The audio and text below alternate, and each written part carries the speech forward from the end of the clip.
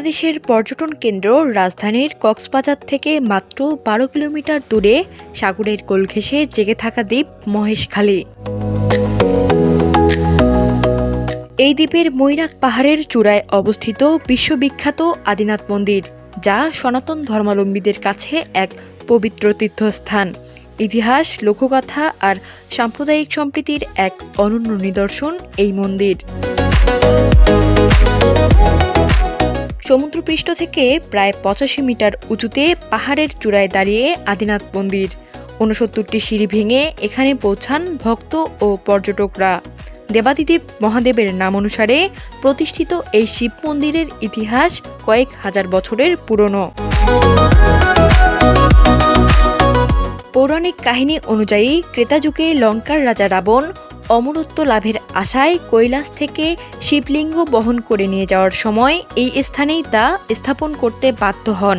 এরপর থেকেই মহাদেব এখানে স্থায়ীভাবে অবস্থান করেন, এমনটাই বিশ্বাস ভক্তদের। আদিনাথের আরেক নাম মহেশ, আর এই নাম থেকেই দ্বীপটির নামকরণ করা হয় মহেশখালী। এই মন্দিরের ইতিহাসে রয়েছে সাম্প্রদায়িক সম্প্রীতির এক বিরল অধ্যায়। জনশ্রুতি অনুযায়ী নূর মোহাম্মদ শিকদার নামের এক মুসলিম ব্যক্তি প্রথম এই তীর্থস্থান আবিষ্কার করেন। গাভীর অলৌকিক আচরণের সূত্র ধরে শিবলিঙ্গের সন্ধান পান তিনি। পরবর্তীতে স্বপ্নাদৃষ্ট হয়ে এখানে মন্দির নির্মাণে উদ্যোগ নেন। মূল মন্দিরের পাশেই রয়েছে নেপাল থেকে আনা অষ্টভুজা দেবী দুর্গার মন্দির। ইতিহাস বলছে ১৬১২ সালে এক নাগা সন্ন্যাসী এই মূর্তি নিয়ে আসেন।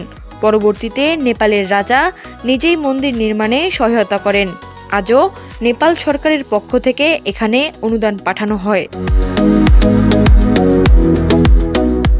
এছাড়াও মন্দির চত্বরে রয়েছে ভৈরব ও রাধা গোবিন্দের মন্দির, রয়েছে বিরল প্রজাতির পারিজাত গাছ, যেখানে ভক্তরা মানত করে সুতা বাঁধেন।